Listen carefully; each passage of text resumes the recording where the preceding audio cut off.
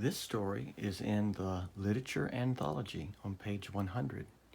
You can turn to it and follow along as you listen to me read, and you can go back and look at it as you are thinking about writing. But don't copy things. You can use it to help you to spell words right, but make sure the words are your own. Roadrunner's Dance by Rudolfo Anaya. Pictures by David Diaz. Hissed Snake as he slithered out of his hole by the side of the road. He bared his fangs and frightened a family walking home from the cornfield. The mother threw her basket full of corn in the air. The children froze with fright. "Father," the children called, and the father came running. "Shh," Snake threatened. "Come away," the father said, and the family took another path home. "I am king of the road," Snake boasted. "No one may use the road without my permission." That evening, the people of the village gathered together and spoke to the elders. "We are afraid of being bitten by Snake," they protested. "He acts as if the road belongs only to him." The elders agreed that something should be done, and so the following morning they went to Sacred Mountain, where Desert Woman lived. She had created the desert animals, so surely she could help. "Please do something about Snake," the elders said. "He makes visiting our neighbors and going to our fields impossible. He frightens the children." Desert Woman thought for a long time. She did not like to interfere in the lives of the people and animals, but she knew that something must be done. "I have a solution," she finally said.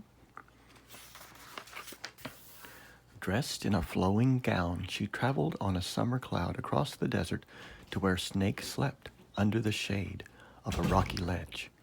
"You will let people know when you are about to strike," Desert Woman said sternly.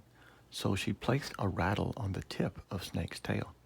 "Now you are Rattlesnake.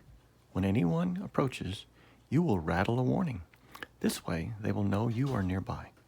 Convinced she had done the right thing, Desert Woman walked on the rainbow back to her home in Sacred Mountain. However, instead of inhibiting Rattlesnake, the rattle only made him more threatening. He coiled around, shaking his tail and baring his fangs. "Look at me," Rattlesnake said to the animals. "I rattle and hiss, and my bite is deadly. I am king of the road, and no one may use it without my permission." Now the animals went to Desert Woman to complain. Who, Owl said, greeting Desert Woman with respect. "Since you gave Rattlesnake his rattle, he is even more of a bully. He will not let anyone use the road. Please take away his fangs and rattle." "What I give, I cannot take away," Desert Woman said. "When Rattlesnake comes hissing and threatening, one of you must make him behave." She looked at all the animals assembled. The animals looked at one another. They looked up, they looked down, but not one looked at Desert Woman. "I am too timid to stand up to Rattlesnake," Quail whispered. "He would gobble me up," Lizard cried, and darted away. "We are all afraid of him," Owl admitted. Desert Woman smiled. "Perhaps we need a new animal to make Rattlesnake behave," she suggested. "Yip, yip," Coyote barked. "Yes, yes. If you help me, together we can make a guardian of the road," Desert Woman said. "I will form the body, and each of you will bring a gift for our new friend."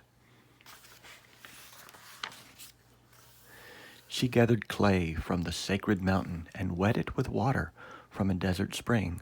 Working quickly, but with great care, she molded the body. "He needs slender legs to run fast," said Deer. He took 2 slender branches from a mesquite bush and handed them to Desert Woman. She pushed the sticks into the clay.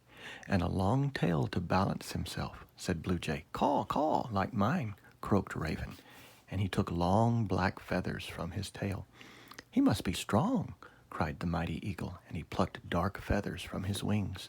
"And have a long beak to peck at Rattlesnake," said Heron, offering a long thin reed from the marsh. "He needs sharp eyes," said Coyote, offering 2 shiny stones from the riverbed. As Desert Woman added each new gift to the clay body, a strange new bird took shape. "What is your gift?" Owl asked Desert Woman. "I will give him the gift of dance. He will be agile and fast." She answered, "I will call him Roadrunner." Then she breathed life into the clay.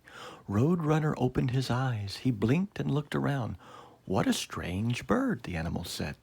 Roadrunner took his first steps. He tottered forward, then backward, then forward, and fell flat on his face. The animals sighed and shook their heads. This bird was not agile, and he was not fast. He could never stand up to Rattlesnake. He was too awkward. Disappointed, the animals made their way home. Desert Woman helped Roadrunner stand, and she told him what he must do. "You will dance around Rattlesnake and peck at his tail. He must learn he is not the king of the road." "Me? Can I really do it?" Roadrunner asked, balancing himself with his long tail. "You only need to practice," Desert Woman said. Roadrunner again tried his legs. He took a few steps forward and bumped into a tall cactus. "Practice," he said. He tried again and leaped over a sleeping horned toad. He tried jumping over a desert tortoise, but landed right on her back. The surprised turtle lumbered away, and Roadrunner crashed to the ground. "I'll never get it right," he moaned. "Yes, you will," Desert Woman said, again helping him to his feet. "You need only to practice." So Roadrunner practiced. He ran back and forth, learning to use his shiny legs, learning to balance with his tail feathers. "Practice," he said again. "Practice." With time, he was swirling and twirling like a twister. The once awkward bird was now a graceful dancer. "I've got it," he cried, zipping down the road, his legs carrying him swiftly across the sand. "Thank you, Desert Woman." "Use your gift to help others," Desert Woman said, and she returned to her abode on Sacred Mountain. "I will," Roadrunner called. He went dancing down the road until his sharp eyes spied Rattlesnake hiding under a tall yucca plant. "Sss, I am king of the road," Rattlesnake hissed and shook his tail furiously. "No one may use my road without my permission." "The road is for everyone to use," Roadrunner said sternly. "Who are you?" "I am Roadrunner." "Get off my road before I bite you," Rattlesnake glared. "I'm not afraid of you," Roadrunner replied. The people and the animals heard the ruckus and drew close to watch. Had they heard correctly? Roadrunner was challenging Rattlesnake. "I'll show you I am king of the road," Rattlesnake shouted, hissing so loud the desert mice trembled with fear. He shook his rattle until it sounded like a thunderstorm.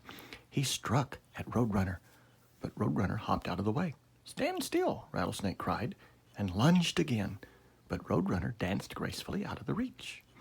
Rattlesnake coiled for one more attempt. He struck like lightning, but fell flat on his face. Roadrunner had jumped to safety. Now it was Roadrunner's turn. He ruffled his feathers and danced in circles around Rattlesnake. Again and again he pecked at the bully's tail. Like a whirlwind he spun around Rattlesnake until the serpent grew dizzy. His eyes grew crossed, and his tongue hung limply out of his mouth.